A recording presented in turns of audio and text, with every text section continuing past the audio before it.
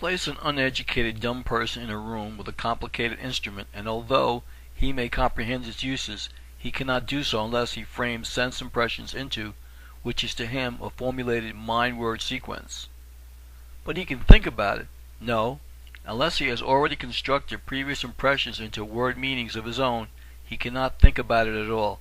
Words, whether spoken or unspoken, underlie all ideas. Try, if you believe I am mistaken. Try to think of any subject outside of words. I sat a moment and mentally attempted the task, and shook my head. Then, said the old man, how can I use words with established meanings to convey to your senses an entirely new idea? If I use new words strung together, they are not words to you, and convey no meaning. If I use words familiar, they reach backward as well as forward. Thus it is possible to instruct you by a laborious course of reasoning concerning a phenomenon that is connected with phenomena already understood by you, for your word language can be thrust out from the parent stalk, and can thus follow the outreaching branches. However, in the case of phenomena that exist on other planes, or are separated from any known material or force, as is the true conception that envelops the word eternity, there being neither connected materials, forces, nor words to unite the outside with the inside, the known with the unknown, how can I tell you more than I have done? You are word-bound. Nevertheless, I still believe that I can think outside of words.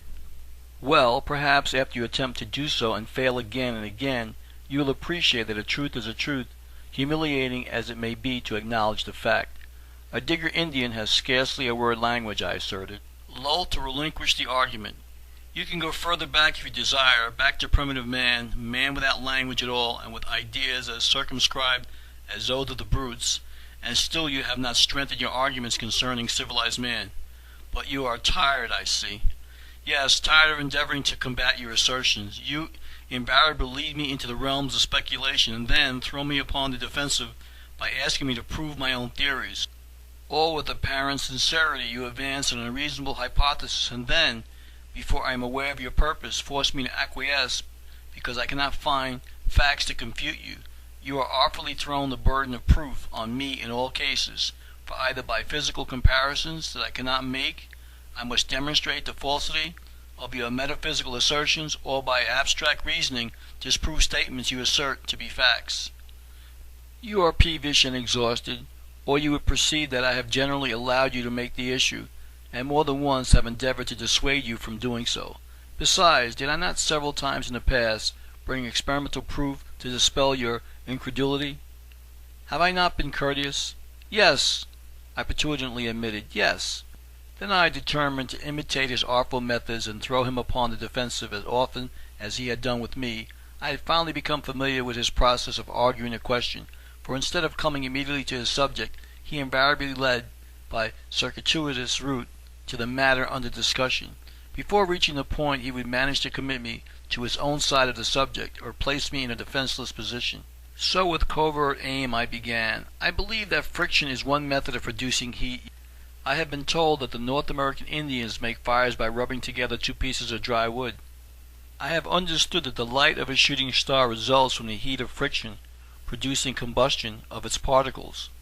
Partly, he answered.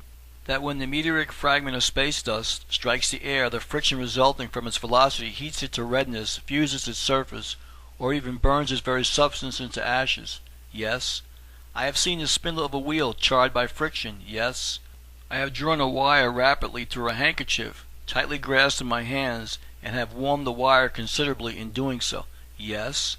I felt that I had him committed to my side of the question, and I prepared to force him to disprove the possibility of one assertion that he had made concerning his journey. You stated that you rowed in a boat on the underground lake. Yes. With great rapidity. Yes. Rapid motion produces friction, I believe. Yes. And heat. Yes. Why did not your boat become heated even to redness? You rode at the rate of 900 miles an hour. I cried exultantly. For two reasons, he calmly replied. Two natural causes prevented such a catastrophe. And again he warned me, as he had done before, by saying, while you should not seek for supernatural agencies to account for any phenomena in life, for all that is natural, neither should you fail to study the differences that varying conditions produce in results already known. A miracle ceases to be a miracle when we understand the scientific cause underlying the wonder. Occultism is natural, for if there would be occult phenomena, they must be governed by natural law. Mystery is not mysterious if the veil of ignorance that envelops the investigator is lifted. What you have said is true concerning the heat that results from friction, but first, the attraction of gravitation was inconsiderable where the boat to which you refer rested on the water. Second, the changing water carried away the heat as fast as it was produced. While it is true that a cannonball becomes heated in its motion through the air, its surface is cooled when it strikes a body of water, notwithstanding that its great velocity is altogether overcome by the water. The friction between the water and the iron does not result in heated iron, but the contrary. The water above the rapids of a river have practically the temperature of the water below the rapids, regardless of the friction that ensues between these points. Admit, however, that heat is liberated as a result of the friction of solids with water, and still it does not follow that this heat will perceptibly affect the solid. With a boat, each particle of water carries the heat away. Each succeeding portion of water takes up the heat liberated by that preceding it.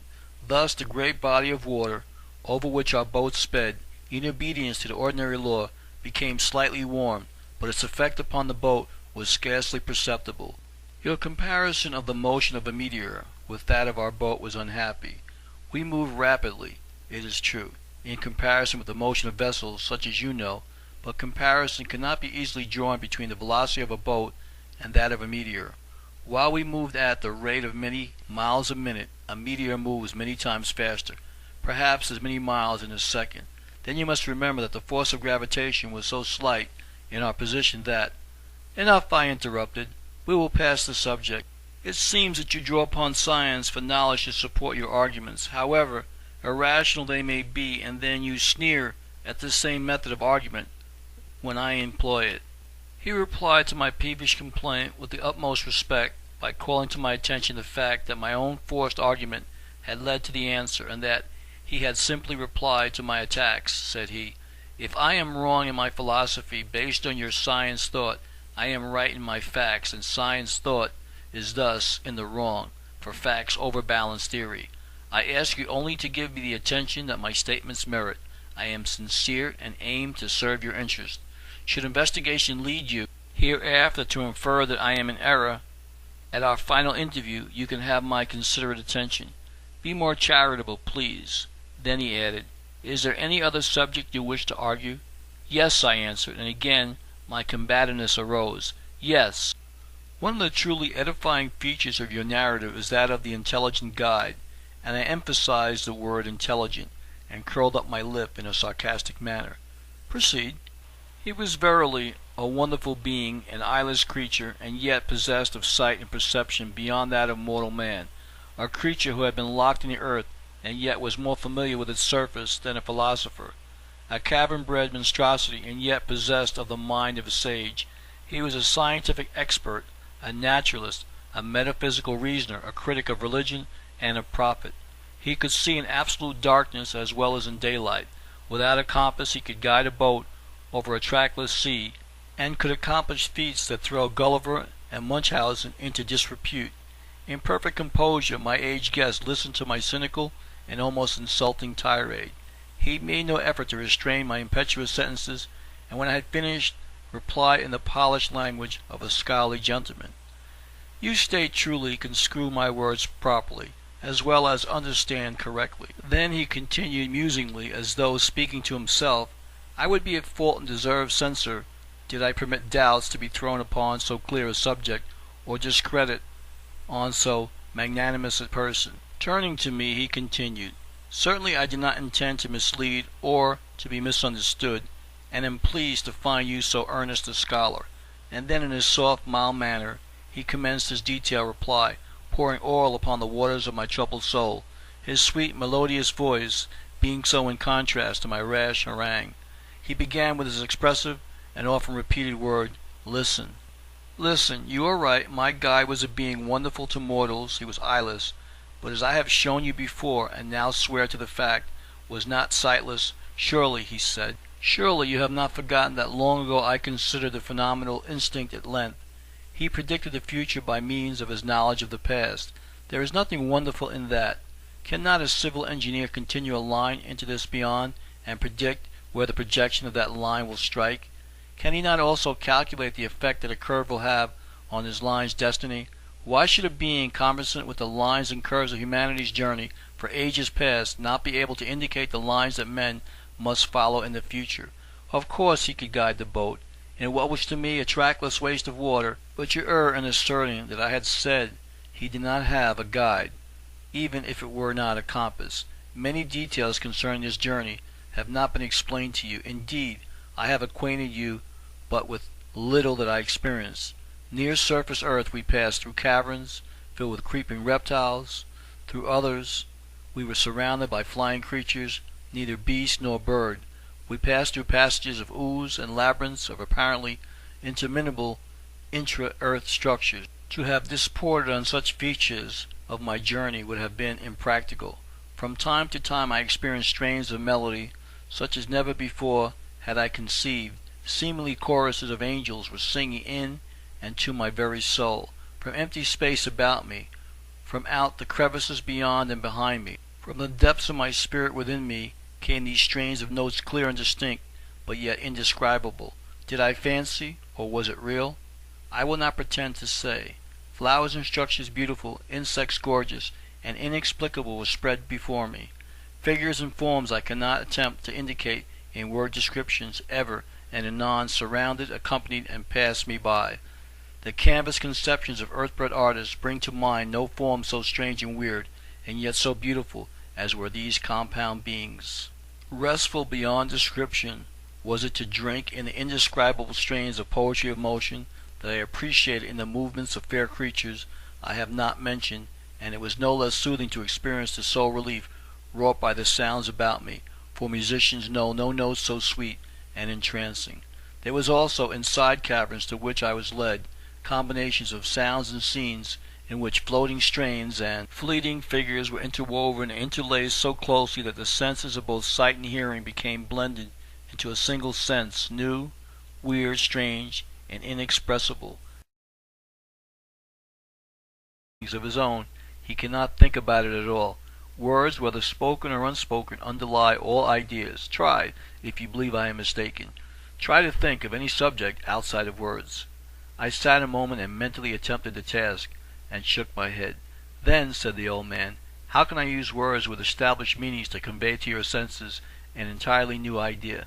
If I use new words strung together, they are not words to you, and convey no envelops the word eternity, there being neither connected materials, forces, nor words to unite the outside with the inside, the known with the unknown. How can I tell you more than I have done? You are word-bound. Nevertheless, I still believe that I can think outside of words. Well, perhaps after you attempt to do so and fail again and again, you will appreciate that a truth is a truth, humiliating as it may be to acknowledge the fact. A digger Indian has scarcely a word language, I asserted. Loath to relinquish the argument. You can go further back if you desire, back to primitive man, man without language at all, and with ideas as circumscribed as those of the brutes, and still you have not strengthened your arguments concerning civilized man. But you are tired, I see. Yes, tired of endeavoring to combat your assertions. You invariably lead me into the realms of speculation, and then throw me upon the